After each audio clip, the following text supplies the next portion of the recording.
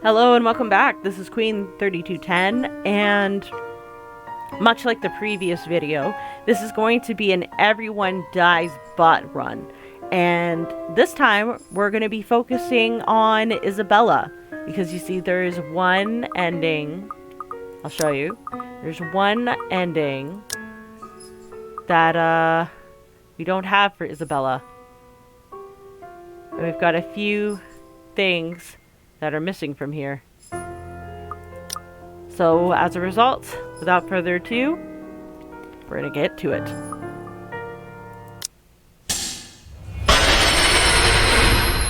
That's not ominous. Better decision for all of us. We are going to stay for the movie. Any other day I'd excuse myself and go straight home. This is something special to Zach. Something he worked so hard to bring to life. I should know better. I might be having a bad day, but being with the few people I care about far outweighs the idea of spending the rest of the day throwing a tantrum alone in my room. And what if the thing in the attic follows me home? I don't want to be left alone with my thoughts either. I can still see it whenever I close my eyes. And maybe if I stay, let our heads cool down first before telling them what happened, they'll listen to me? There's nothing you can't solve with a calm head. One step at a time, Isabella. That's what Mama used to tell me. Besides, I don't have the heart to ditch Zach. A smile's back on my face when I look back at them. If we keep arguing here, we're going to miss the first few minutes. All right, that's the Isabella I know. Oh, good. I thought for sure you were going to cry. Oh, fuck off. This time, I really do send an elbow straight to his stomach. Stupid Ash. Being vertically challenged has its perks, too. What was that for? Stop calling me a crybaby! I'm not one! Aw, don't cry. Stop it! Okay, scaredy cat then. That too! If you repeat that, I swear I'll... Let's just go. Without another word, Becca goes inside. She doesn't even stop to wait for us when I call after her. Ash and I exchange looks at that. The same question likely swimming inside our minds. Did something happen at school after I left? Is she having a bad day too? I'll try asking her about it later, I guess. So, you guys go catch up with her. I'll go get us the food I promised. But you'll miss it! Didn't you say watching a movie without food ain't fun? And it ain't like I haven't seen it. I made it, remember? I'll be in there soon. One friendly tap on my shoulder, and then he's gone. A few moviegoers are still milling about. Some of them are still waiting in line for tickets, but otherwise, most of the crowd are already inside. There's nothing much for us to do out here now. Not a word of protest comes from me when Ash gestures for the two of us to head inside. And then? Are you sure it wasn't one of the cleaning crews? Absolutely sure. Somehow, halfway through the movie, the conversation steered towards what happened in the mansion. To be fair, Zach was the one who brought it up again. In his own movie's premiere. Now the film is just serving as background noise while we speak in hushed tones, careful not to disturb everyone inside the small hall. Well, except for Ash. I just hope we don't end up arguing about it again. We'd all get kicked out for sure. Though, with how loud Ash's voice is, we'll probably get thrown out way before any argument happens. Only Becca still remains engrossed in the movie, completely ignoring us. She's been quiet the whole evening, speaking only when referred to. If I didn't know any better, I'd think we did something that offended her. Did we? And then I ran. You heard what happened after. I still think it's something else. It was standing right in front of me, Ash. He's one of the smartest people I know. But jeez, he should learn to listen. Plus, didn't he say he doesn't believe in these things? Why is he in this conversation again? I heard what you said, but it's a small room. There are a lot of things someone else could have done there without your knowledge. If I could see it up close, maybe I can... I am not going back there. Ain't that a problem if you're hosting an open house? Rose does the first floor tour. I ain't sure ghosts can be restricted to one room, Bella. Very true. There are no ghosts, Zach. Stop putting useless ideas in her head. Yeah, but I was thinking, maybe all the house needs is a blessing. Wasn't it left uninhabited for years? Oh, The house did change hands over the years from one distant relative of the Ermengardes to another. None of them bothered to live in it, though, and it remained that way up until its current owners decided to sell it.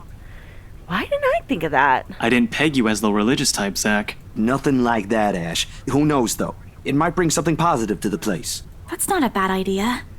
I just don't know where I could find someone. You're not seriously considering his suggestion, are you? Do you have a better idea? I know where. I could contact him for you if you want. You'd do that? Or we can find you a psychologist instead. There were a few times in my life when I wished my Glowers could kill. This is one of those. Ash, that is not a very appropriate thing to say right now. Exactly. No, wait, that's not what I meant. Ethnographer. I meant ethnographer. This guy's a psychologist too, of course, if you... Ashton, if you don't stop... Rebecca knows the guy I'm talking about too. She can vouch for him. Becca tears her eyes away from the screen at the mention of her name. Huh? What? Oh, are you talking about Professor Andrew? He used to work with my parents at the university. Can you guys keep it down? Sorry, the scaredy cat here mentioned curses. Not that I'm saying this is one, but talking to him is a better solution for me than getting a random priest to bless an old house. He'll even help you figure things out, teach you a couple things, and probably put your fears to rest since this looks to be bothering you a lot. Ash might be right, too. However, what Zach suggested is something I'm more familiar with. Granted, they don't believe me. They're only giving me these suggestions to put my mind at ease, but it's better than being ignored or being laughed at. I can take comfort in knowing they're at least willing to hear me out. So, what do you think? It's your call. We'll go with whatever you want. I don't know. Who should I meet? For a meeting with the priest. I'll think about it. But maybe we could go with Zach's idea? I'm not so sure about that. Well, it wouldn't hurt to try, right? If it doesn't work, it doesn't work. At least we did something than just stand around. I'll let you know when he's available, Bella. Thanks, Zach. I knew I could count on you. Guys, I said keep it down. You keep insisting that we still watch it. Yet you're not even paying attention yourselves. It ain't a big deal, Rebecca. I'm the one who broached the subject in the first place. It's still your film, Zachary. A good film, mind you. You worked hard on this. The least we could do is watch it with you. And that's what you're all doing. I really appreciate all of you making time for this. Sorry, Becca. We'll stop now. I throw her an apologetic look, even if Ash is the only one she should be reprimanding. But her attention's already back on the screen. She's ignoring us again. When Becca's acting this way, there's a big chance something's nagging at her. We really need to talk. We all fall into a comfortable silence after. The kind you can only share with people you're most at ease with. For the first time today, the letter lays forgotten in my bag, if only for a few hours. Night's fallen by the time we exit the movie house. Despite the late hour, the streets are still bustling full of people. Those about to head home, those set to meet someone, even those simply wandering about. Walking in the sea of unfamiliar souls, it strikes me how easy it is for one to get lost in a city as nondescript as Luxborn. I was afraid too. At one point, back when I was new and had just set foot in this place. Now, with familiar faces walking with me, it feels a little like home. Zach and Ash bid us goodbye shortly before Becca and I crossed to the other side of the street. The former claiming he's got a few freelance jobs to take care of before the day ends. And Ash? Who knows? He never tells. Sometimes he'll just randomly appear at your doorstep looking for a place to crash. He does that to Zach a lot, much to the latter's frustration. But he's a busy guy too, in spite of the laid-back air he gives off. Thanks for today, everyone! No problem, Zach. I'm sorry for what happened earlier. Huh?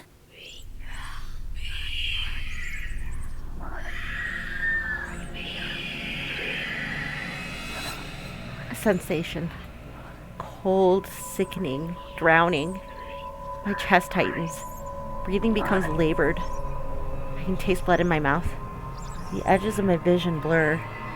In the distance, amidst the countless nameless people going about their lives, a voice reaches out to me. Pleading even as I clench my eyes tight and clasp my hands over my ears. Whispering and whispering and whispering. Calling out.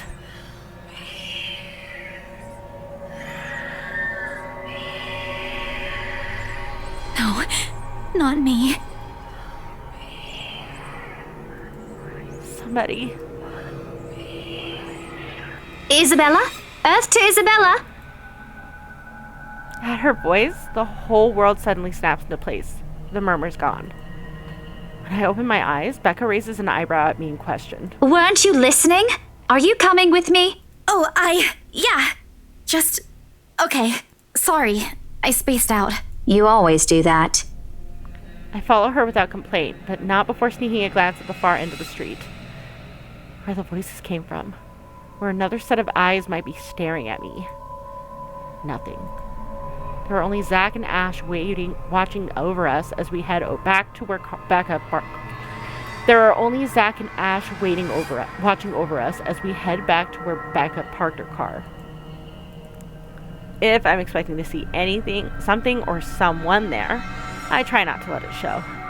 Try not to think of the tiny pinpricks of fear crawling at the pit of my stomach. See you guys some other time. Yeah. See ya. Another glance, and with a final wave, we go off on our own. I don't know what I saw. I don't know what I heard. I don't want to know. And if this is what would help me sleep at tonight, what would give back that normalcy in my life, then so be it. A shiver passes over me, though it's not from the hair still hanging damp against my back, nor the draft that enters the room from the window I've left wide open. My gaze shifts over the letter sitting on the coffee table. Its edges flutter innocuously as the wind touches it. Funny how an ordinary-looking piece of paper can bring this much trouble. The impulse to throw it away or rip it to shreds is still there. I can easily do it, but after that, what? Will she leave me? What about those people who've already seen it? Will they be okay? This uncertainty gnaws at me. Knowing that she's real and might also go after the people I care about, I just wish someone would listen. Believe me. The abrupt break in silence nearly makes me jump out of my skin. Blindly, I fish out my phone from under the mess of papers and cushions where I've carelessly thrown it before taking a shower hours ago. Zach's name flashes brightly on the screen. Is he calling because of this afternoon? Frankly, it's the last thing I want to discuss, but I did leave the two of them there without saying anything. Knowing Zach, I bet he's worried. Hey, Zach. Oh, good. I thought for sure you're not gonna pick up. Sorry. It took me a while to find my phone. No worries. You game tomorrow? I pause. I don't recall making plans with Zach for the weekend. Did I forget something? Remember that guy I told you about? Back in the movies? The, priest? For the blessing? Does it ring a bell? Oh, right. I did say that. I didn't think he'd actually go through the trouble, especially after what happened with this film. Sometimes I forget how kind Zach can be. Yeah, I remember. Is he fine with it? My friend doesn't mind. We're lucky he's not busy. So, tomorrow, he'll meet us at the mansion. Okay. Sorry for the trouble, Zach. Hey, no problem. I'm the one who suggested it to begin with. And, well, this afternoon you did surprise us. Never seen you scream like that. You scared the hell out of Rebecca. I guess I owe you a lot for this, huh? Nah, we're cool. You had us worried. But I know you'll tell us about it eventually. I just want to make sure you're doing well. You left all of a sudden and you're not answering any of our calls. He's trying to get me to talk. Normally, I tell him I'm fine, say a few simple reassurances to put their minds at ease. Now nothing will form. I can't bring myself to say anything. He seems to have sensed my hesitation because he immediately changes the subject. Yeah, anyway, I gotta go. I left something on the stove before making this call. Just soup. But it'd be embarrassing if I burnt soup. I doubt it. Ashton, on the other hand... Oh, remind me to tell you about what he did with the pressure cooker next time. Oh, damn, it overflowed! Really need to get going. Bye, Bella. He hangs up before I can thank him. Busy tone, though muffled, echoes through the receiver. No one is saying this will work. Even I'm doubtful it will. But right now, I'll take anything. Anything to get out of this nightmare. Sleep comes easier tonight. And for the first time in a long time, I dream. Of clear skies, of unrestrained laughter from children playing in the streets, in a small, cramped dwellings. To an outsider, the site does not paint a pretty picture. However, this is home to me. Morning dawns bright and early the following day. Although the air still feels muggy and I miss the chilly autumn weather, it's one of those rare weekends when I'm up even before my alarm rings. If it wasn't for Zach's call last night, I'd probably sleep in. When 9 o'clock rolls around, I'm already on my way to the Ermengarde Mansion. To think that I'd have to go back again. I'd be lying if I said I'm excited. I don't have to anymore. Rose happily gave me paperwork duty when I volunteered. We're on the last phase of the sale, too. Well, almost. Papers to sign, documents to finalize, various other legalities to settle with the current owner, and all that still. Never mind that its new owners want everything done within the week, when the typical process takes more than that. They want it done? We'll get it done. I really, really don't understand rich people. But money can do wonders. I won't be surprised if they'll be able to push the process just a little more, like what they did to secure the house. The point is, I'm under no obligation to return to the house anymore. Renting is an option, of course. I can now move on to another property and forget everything. However, at the end of the day, it's always my conscience that wins. What if something happens to those who've seen the letter? Ash, Zach, Becca, Miss McCullough, the Wrights? Guilt will follow me to my grave. The mansion looms as we approach. Whispers welcoming me back. Shadows calling. I hope this is the last time. They are engaged in quiet conversation when I find them in the mansion's front gardens. But even with familiar company, it's impossible to feel the ease here. No matter who I'm with, the feeling of being watched is here. Like the very place itself is aware of its trespassers. Zach, on the other hand, doesn't seem to notice. Or he simply doesn't care. Or he's already used to it. I can never tell with him. Sometimes he's almost as hard to read as Ash. Almost. At least Zach doesn't ask for as much patience as dealing with Zach does. And that says plenty about him. Miracle of miracles how the two have ended up best friends. He waves at me as I approach. True to his promise, Zach has also brought his friend with him. Father Norman. Somehow, I expected him to look older. Oh, don't be surprised. They say people who have found their calling are getting younger these days. Sorry, Father. I didn't mean to say that out loud. No offense taken, though I admit I'm a bit surprised. I didn't think someone would ask this house to be blessed after all these years. He kind of looks like the chief. He doesn't have that same gruff sound in his voice, but his appearance definitely makes me think of the chief. You've heard of it, Father? In passing. The occasional rumors and talk by the locals, nothing new. You don't spend years serving the church here without hearing a random hearsay here and there. You never mentioned what you thought of those, Father. Ah, but he who goes down to the grave does not come up.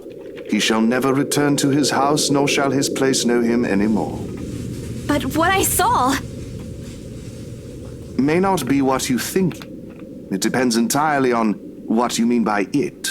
If you're talking about spirit beings, angels, demons, then yes. Are we talking about the spirits of people who have departed? The word makes it clear that once the deceased has left us, they are gone. But of course, I didn't come here to bore you with a lecture.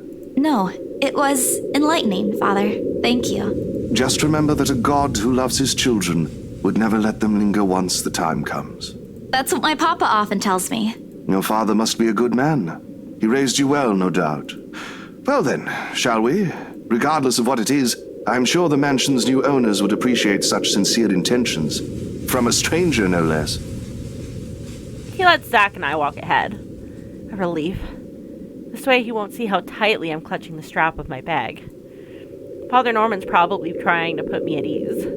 But the worry, the cold, restless, foreboding feeling, has firmly lodged itself in my stomach, making its presence known with every step we take towards the house. Hey, you okay?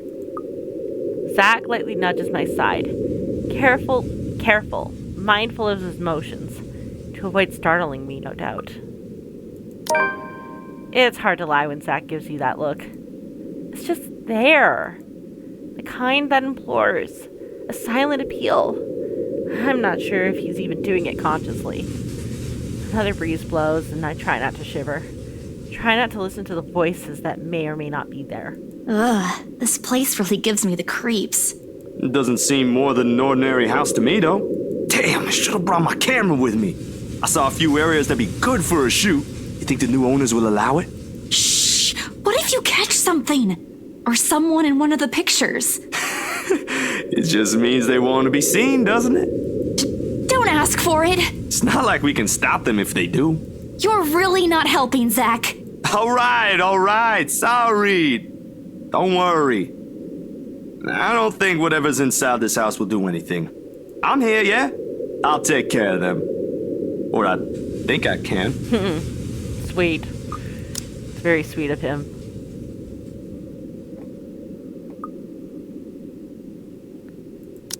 You're not that scary, but thanks. I'll be sure to run behind you if I see one. Ridiculous talk, though. The temporary reprieve it lends is more than welcome. He offers me a smile in return.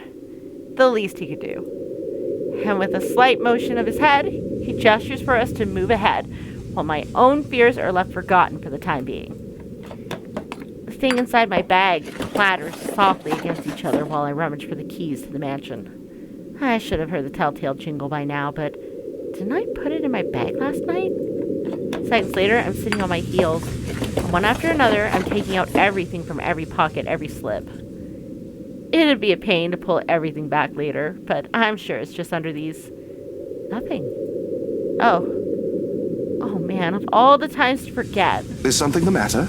No, I'm sorry, Father. I think I left the key. No use coming up with excuses right after they've both taken the time to go this far away from the city. With a heavy sigh, I grab the door handle to pull myself up, a string of apologies ready at the tip of my tongue. Careful, Bella! We've spoken with the current owners. Well, technically, you're not yet the owners, but... There's a brief moment of confusion, and then I'm falling. The momentum of the door swinging open pulls me back first into the mansion foyer. Knocking shit over again, before I can make sense of what's happening. Ow, my back. What the? Isabella? No time to nurse my bruised back or make up excuses, because the next thing I know, Zach's gently pulling me upright by my arm. Rose looks down at me with a mixture of apprehension and something I couldn't quite place. I'd say it's relief, but... sheesh, good going, Isabella. Right after you volunteered to work on the papers. And standing behind her... Ma'am Hannah! Mr. Wright! Oh, Isabel. We always meet in the most interesting circumstances. A complete understatement, darling. What are they doing in my house? Abruptly, he waves his hand at Zach and Father Norman like their presence is a slight against him. I thought you said you wanted to do paperwork duty. What are you doing here? Like a deer caught in the headlights. Unfair, Rose. That's putting me on the spot. And it leaves me no other choice but to answer. The reason why I'm here? Well, spit it out, Lily.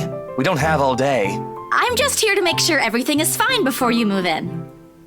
I'm so sorry, Mama. You said I'll go to hell if I lie. I likely will after this, but there's no other way. Well, it isn't entirely a lie. I am here to make sure no one disturbs them after they move in. It just so happens that what I'm checking for and trying to drive away is of the paranormal variety. Oh? The house appears impeccably fine to me. Mr. Wright shifts his eye around in a careful manner, as if he's looking for faults in every crevice of the house. The grin on his face, though, when he returns his attention to me is similar to what my kuya Jordan had often given me when he was up to something. Usually a scare prank that inevitably ended in me crying. I never did forget the way my brother sneered at me then. Part of me thinks that perhaps if I hadn't been the object of his mischief in childhood, I would have grown a little braver. Come on, little Lily. Lying doesn't do that cute little face any justice. I'm a very patient man. Now, why are you really here? He's not really that patient. We all know this. Right now, in the face of an almost identical expression, perhaps even crueler than what I'm used to, the lie I told falls apart. The truth is I was just thinking we could have the house blessed before move-in day. And why would we ever need to have this house blessed? For luck and protection? I shrink under his scrutinizing gaze. For a second, I think that he'll start shouting at me. Instead, he laughs. Not the mocking, jeering kind, but one wondering if he's hearing things right. I'd say he was amused, but I honestly couldn't understand what was so funny with what I just said. Was it really that weird? Wasn't it accustomed here?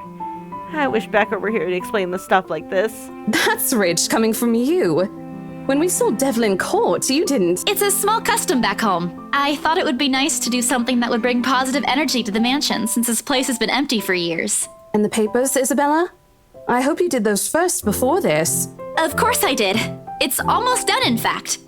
But there are some items I still have to double check before finalizing everything. You know I don't sign without a thorough inspection. And well, this is what this is for too. I just thought it would be more efficient to do both at the same time. Here I thought you didn't want to go back. A job is a job, Rose. Gotta do what you gotta do to make a living. Oh, well, if that's the case, then go ahead. No need to be so hard on her, Rosie. I personally think it's a nice touch. I was actually thinking of the same thing, but you beat me to it. Darling, Buttercup, please. You know these things don't work. No offense meant to the holy man, of course. That does not explain the though. Oh, he did not. All of a sudden, there's an awkward silence that even Rose, of all people, seems reluctant to break. Although a desire to do so is evident in the way her eyes nervously shifts to Mr. Wright. Meanwhile, Zach's grip on my arm suddenly tightens. He doesn't say anything further, but there's a conflicted look on him when I glance up.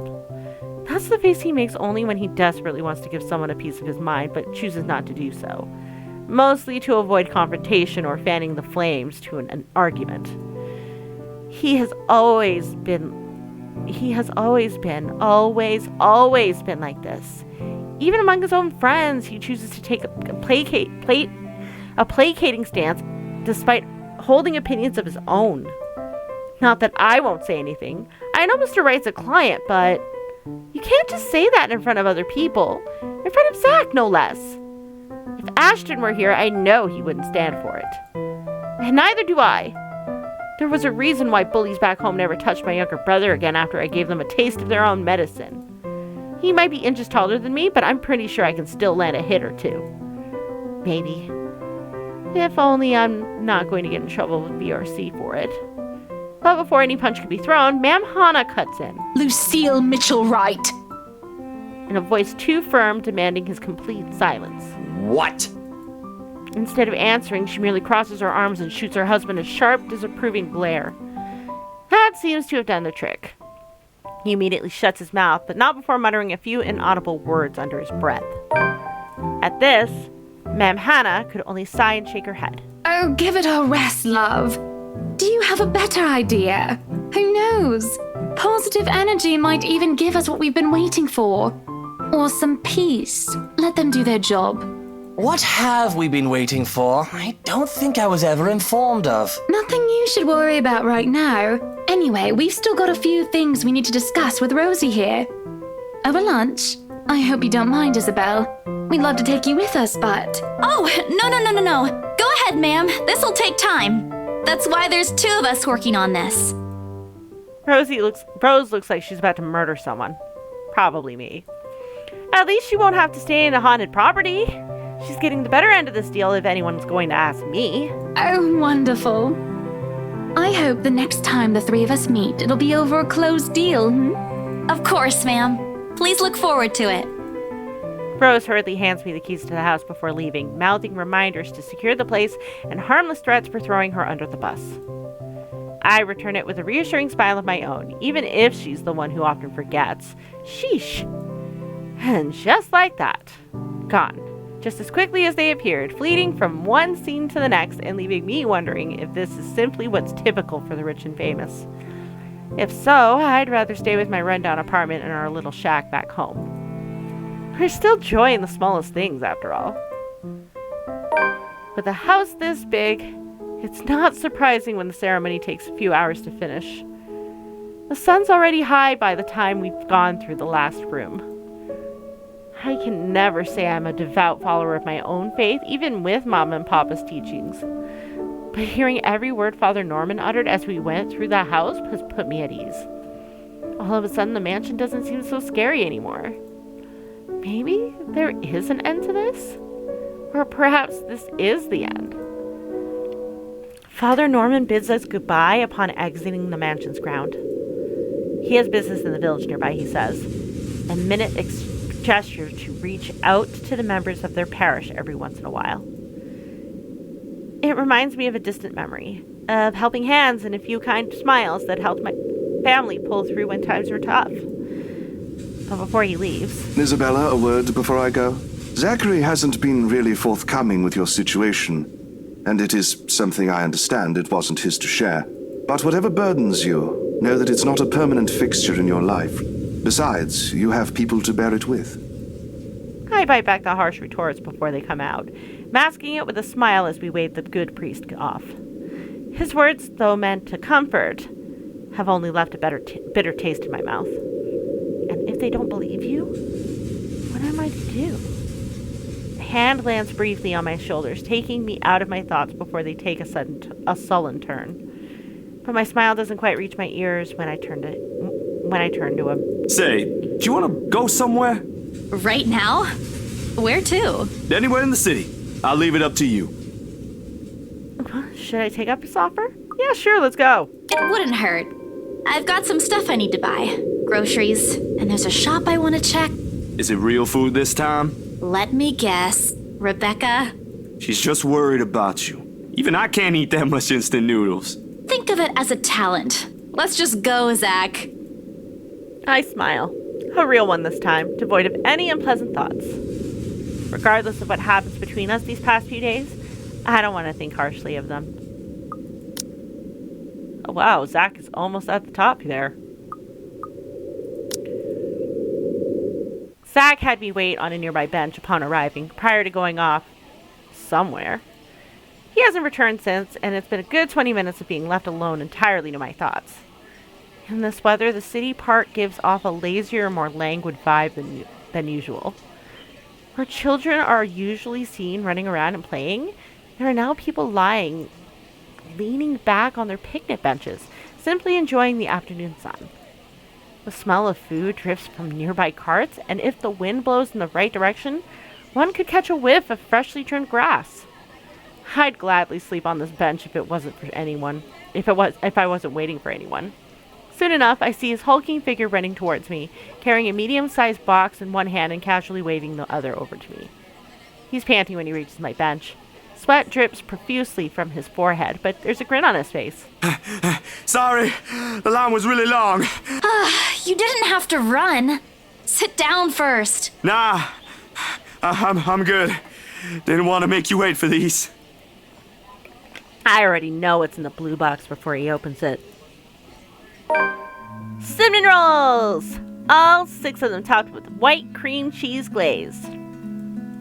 The very same ones I bought after I sold my first property. After I met Zach, Ash, and Becca. Funny how such a small thing could trigger a distant memory, no matter how mundane it is. I'd say no to free food. But why is he getting these? I don't say no to free food. But why is he getting me these now? What for? He leans on the empty space beside me, wiping the sweat off his forehead before answering. An apology. And as thanks for yesterday and the other day. You don't have to buy me anything, Zach. You were upset. You haven't been yourself recently, and people kind of miss that, you know? Are you just saying that, or... No, really. Rebecca told me. You know how she is. Ashton, too. Ashton was an ass. He should have been named Ashhole instead. He went a little overboard, yeah. I can talk to him if you want. Aww. He'll still tease me about it, even if it's Rebecca telling him to stop. Besides, I can handle him. You always do. And yesterday, when you talked me through my little slump, I thought, hey, I want our old Isabella back. Are you still upset? There are times when I wish Zach had been my older brother. Or Becca, my older sister. Maybe life would have been a little easier then. Maybe Papa wouldn't be as sick as he is. Maybe I wouldn't be alone here. But then again, if they are what I wish them to be, I wouldn't be here. I wouldn't have met Ash, too.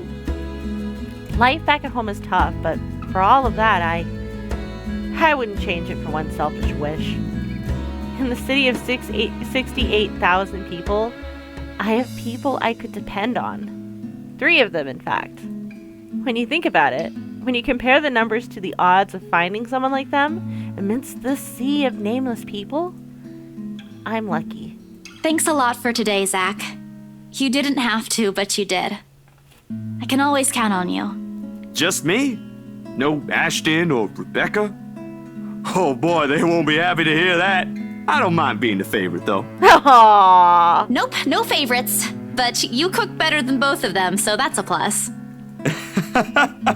It's always been food with you, ain't it?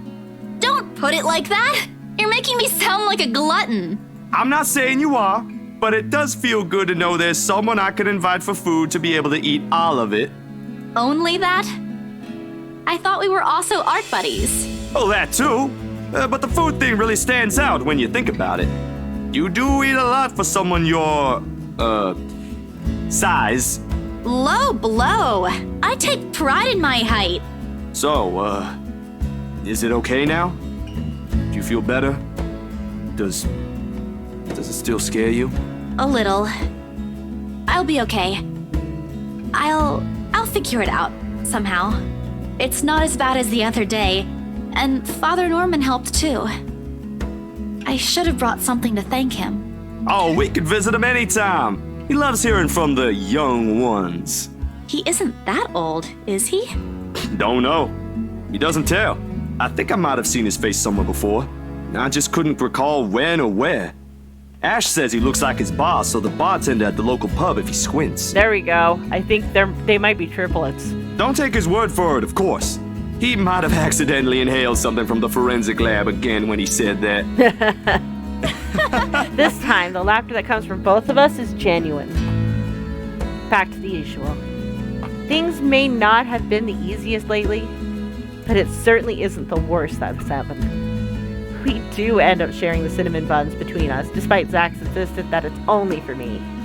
But more than the food, there's relief and contentment. If you need anything, just ring, okay? Like when Ash annoys you too much. I'll help you with him, best friend or not. No way. I can take him on. Still an extra muscle wouldn't hurt, yeah? Just let me know, and I'll back you up. My sister knows this one thing to shut him up when he's being his usual self. Ask me what it is whenever you want, and I'll spill it. I don't think that's necessary, but thanks. I'll keep that in mind. He leaves me with a smile and a wave. Off to some new gig again. As for me, we still need to talk. Becca, Ash, and I. Put petty arguments aside like the adults we all are. This, however, is a start. No matter how small it may be. I just hope I can keep him safe. A light wind blows again, sending dried leaves swirling and the distant smell of earth into the air. For the first time, the sunlight feels less harsh. Maybe a walk is good? I need to visit the grocery too. Come to think of it, wasn't there an art store that opened recently near the park? The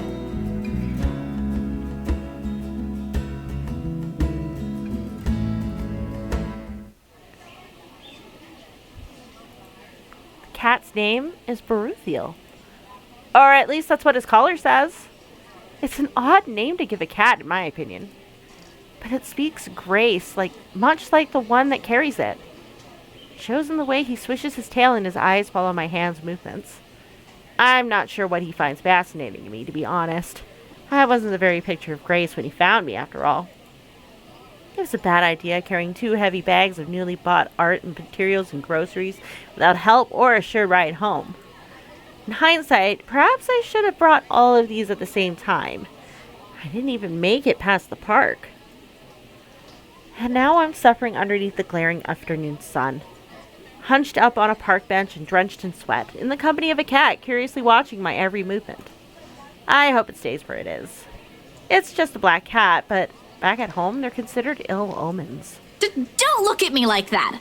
I can act graceful as well if I want to. Not that I've ever acted graceful in my life, of course.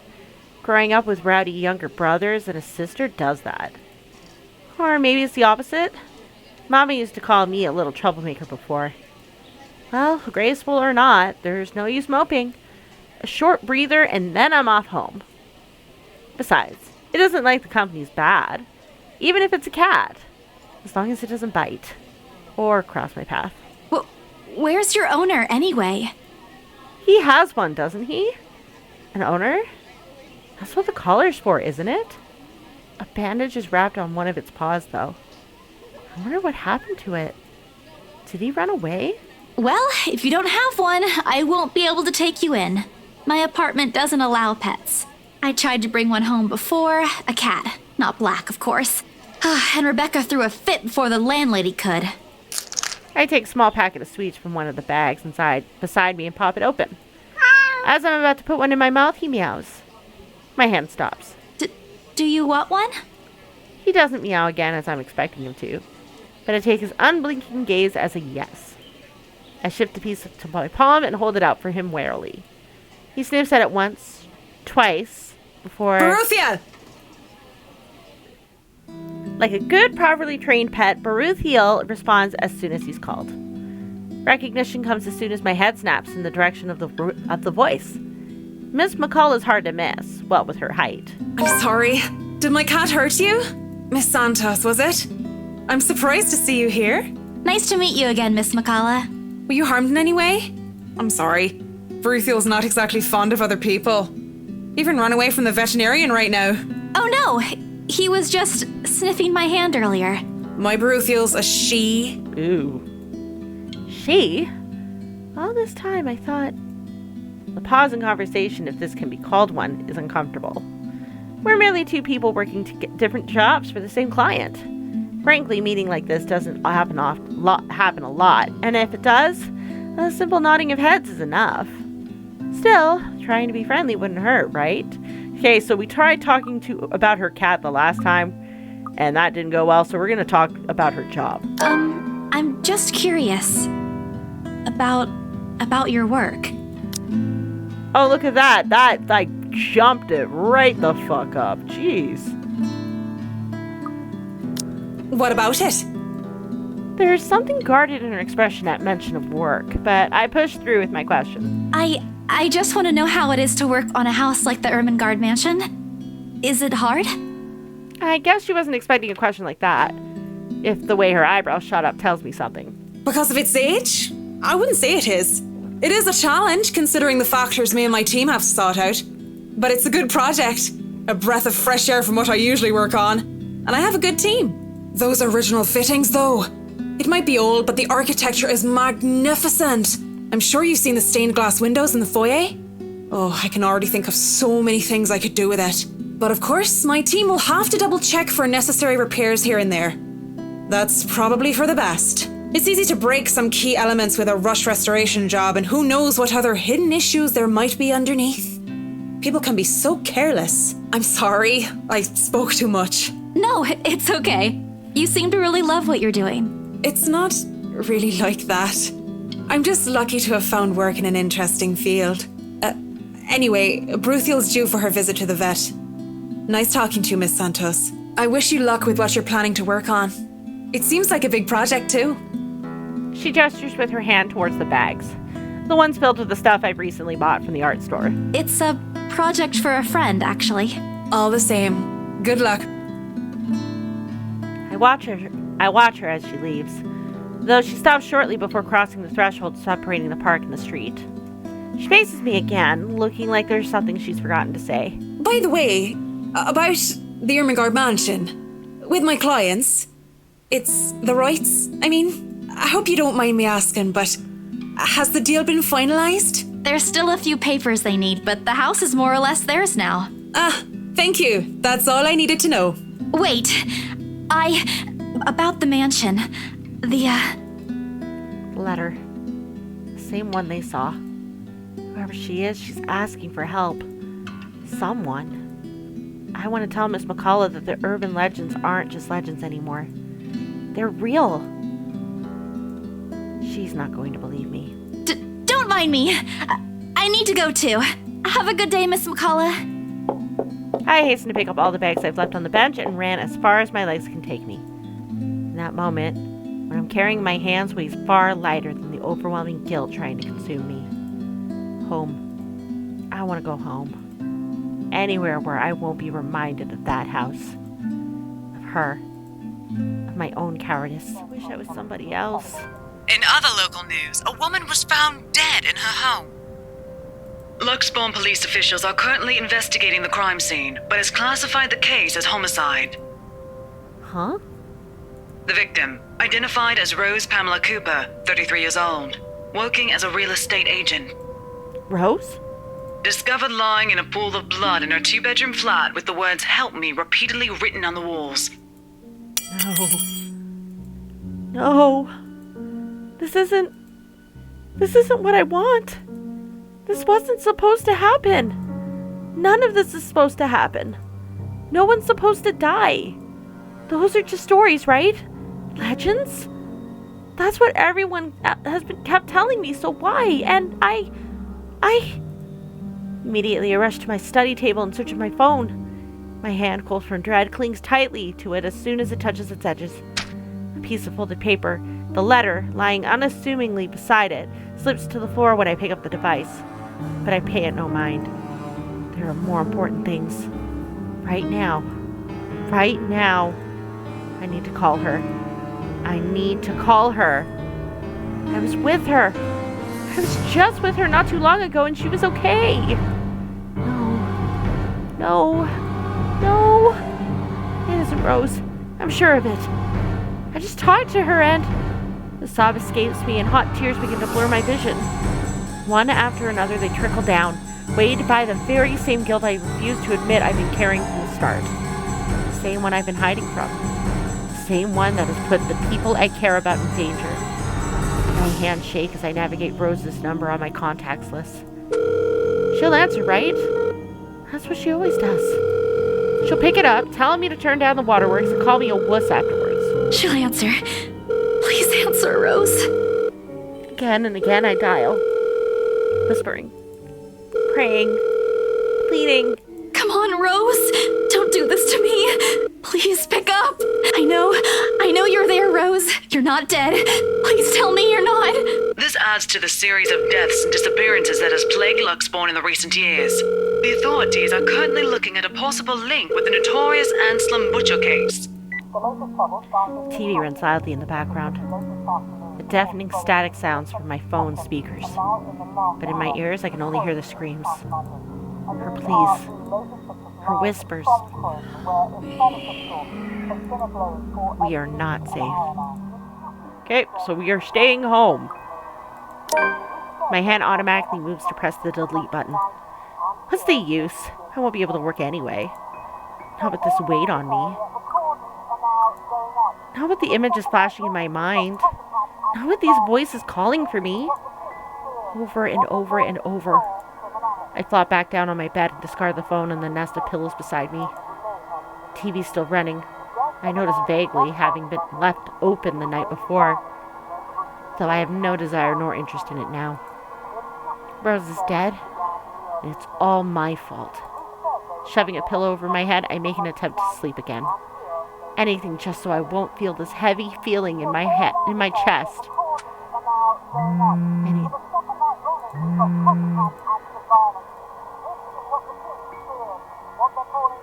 A cheerful voice with a tinge of hesitance greets me when I answer the sudden call. Hey there! How are you feeling? Good morning, Becca. I just want to check on you. I heard the news. How are you doing? It's as if her questions open a dam of emotions I've been keeping at bay. Becca. Rose, she... Shh. It's okay. I know. I'm sorry. I know how much she means to you. No, you don't understand! This is what I've been telling you guys! What you've been telling... Alright, All right, tell you what. Why don't we eat dinner together today? I heard the diner near your office is serving your favorite today. My treat? We're gonna meet up with Becca. Avoid the creepy girl camping out at my house. Perhaps it's better to talk to Becca about this in person, not over the phone when I'm calm. It's not too late. She might still listen to a reasonable explanation. Okay. I'll meet you after school. So long as you don't make me pay, okay? I've already treated you to free food the other day. You know I'm not like that. If there's anyone who should be complaining here, it's me. But promise me you'll stay safe, all right? What's gotten into you? I don't think that's necessary, considering I'll be at school the whole day. I'll wait for you here, understood? Don't be late. I can only stay until... Promise me. If something bad happens, you'll run and... The Luxbourne Police Department continues its search for the following reported missing people. I left the phone away from my ears and turned my attention to the news. Never mind that Becca's still on the line. These faces. Hold on a sec. Missing? Aren't they? Becca, I'll call you back. There's something I have to look up. Wait, Isabella, what are you... Frantic, I press the end call button and open my laptop. The loud tapping of my fingers against the keys fills the room for the rest of the day as I look through everything. The background about the place, its history from the current owners, and the list of employees hired under BRC. And I'm right. Of course I'm right. BRC may have a lot of staff, they may have a lot of agents hired, but I'd remember those names anywhere. After all, they were part of the crew who worked with us in preparing the mansion for the open house. Still, I've got to check. One by one, call after call, I go through each person missing on the list. This isn't anything illegal, right? I'm just someone concerned for a fellow coworker. The night's fallen by the time I've gone through the whole thing. They're gone. They're really gone. No one knows where, but they're gone. And the letters? No, that can't be. I hope it's not what I'm thinking. But Rose is... Something snaps into place in the fraction of a moment. These people and Rose. I need to tell someone. They need to know. Ash, Zach, Becca. That's right. We agreed to meet. She needs to know. Of course. Of course. The letter, my phone, papers, anything that'll be useful. I grab all of them and make a run for the nearest bus stop. I'm already late. Becca must be really annoyed at me, but maybe if you use the subway, I can still get to her before her patience snaps. As I run, I bring up my phone to her ear. Her number's already being dialed. Each rings in sync with the quick tapping of my feet against the pavement, the sound taking away the edge from the agonizing weight. She's not answering. I turn to the nearest shortcut I know. A small street Becca has warned me to never take before. No lights, no other pedestrians passing by at this time of night. It's dangerous, but right now I have to. If I want to fix this, I have to get to her. Reaching the crosswalk at the end of the short avenue is a relief. A little more and I'll be at the station once I get to the other side of the street. My fingers fly over the keypad again in another attempt to call her. 5 seconds till the sign changes. Please answer. 4 seconds. Becca's still not picking up. 3. I redial her number for the 3rd time. 2. Please, I beg of you. 1. My feet are already moving. And finally, it connects. The world grinds to a halt. And when I look up, she's there. With the same misshapen face, tattered clothes, and unsightly gait. Her voice reaches out to me again, calling like every other time. Whispering, drowning my ears with endless pleas and cries, gripping me with words I couldn't even begin to understand. There are shadows pulling at the edges of my vision, and the terror her presence brings wounds itself tighter on my legs this time, pinning me to the ground. No! Enough! How can I possibly help you? I couldn't even help myself. Or the people I dragged into this! She smiles, her lips contorting into something menacing. And right then and there, I understand the cutting anger in her eyes in the depths of the circumstances we found ourselves in, there is no escape. It's the last thing I see before my phone slips from my fingers and... Oh!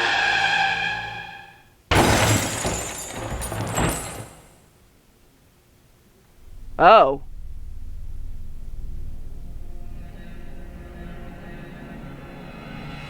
She dead?